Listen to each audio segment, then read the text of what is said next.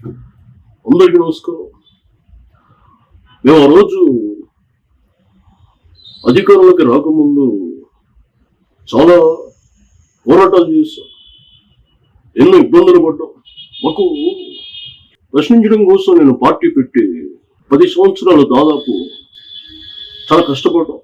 ఎన్నో అవమానాలు, ఎన్నో ఇబ్బందులు ఎదుర్కొని ఈరోజు ప్రజలు మమ్మల్ని ఆశీర్వదించారు. కూటమితో కలిసి ఈరోజు పార్టీని ఏపీలో స్థాపించాం, అధికారాన్ని చేపట్టాం. అంటే ఏమంటారంటే అంటే ఎవరిని, ఏ మనిషిని కూడా ఎప్పుడు కూడా తక్కువగా చూడొద్దు. ఈరోజు అధికారం ఉందని చెప్పి మన కళ్ళు నెత్తికెక్కి మాట్లాడితే ఎవరైనా సరే, మంత్రులు కావచ్చు, ఎమ్మెల్యేలు కావచ్చు, ఎవరైనా సరే ఒక మనిషిని ఎప్పుడు కూడా తక్కువ చేసి దయచేసి ఎవరిని మాట్లాడదు. నిజానిజాలేంటో ప్రజలు చూస్తారు, వాళ్ళు తెలుసుకుంటారు.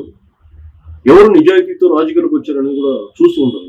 సరే, మేమైతే అధికారంలోకి వచ్చిన తర్వాత ఆ రోజు మేము ప్రజల యొక్క సమస్యలు, ముఖ్యంగా ఆడపడుచులు, మహిళలు, వీళ్ళందరికీ సంబంధించిన సమస్యలు ఇవన్నీ కూడా మేము ఆ రోజు ఉన్నటువంటి ప్రభుత్వాన్ని తీసుకెళ్ళాం, దృష్టికి తీసుకెళ్ళాం. ఎన్నో ఇబ్బందులు ఉన్నాయి, ఎన్నో సమస్యలు ఉన్నాయి. కానీ వాళ్ళు కక్షపూర్తి ధోరణిలో తప్ప దాన్ని వాళ్ళు తీసుకోలేరు. సో ఇప్పుడు మాకు అధికారం వచ్చింది, ప్రశ్నించడానికి వచ్చిన మేము ఇప్పుడు ప్రజలకు సమాధానం చెప్పాల్సినటువంటి అవసరం ఉంది. కాబట్టి మేము ఏమైతే ప్రజల కోసం పోరాటాలు చేసామో అవన్నీ కూడా ఈరోజు వాళ్ళ కళలు తీర్చేటువంటి అవకాశం మాకు ప్రజలు ఇచ్చారు. సో నేను దానికి కట్టుబడి ఉంటాను. అందరిలో మాయమాటలు చెప్పే మనిషిని కాదు.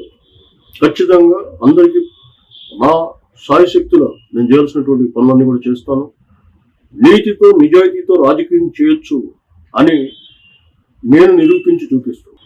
మీ అందరి ఆశీర్వచనాలు, మీ అందరి సపోర్ట్ నాకు ఎప్పుడు ఉంటుంది, ఉండాలి. నన్ను నమ్మి ఇంత విజయాన్ని చేకూర్చినటువంటి పిఠాపురం ప్రజలకి, అలాగే ఆంధ్ర ప్రజలందరికీ కూడా నా హృదయపూర్వక ధన్యవాదాలు తెలియజేస్తున్నాను.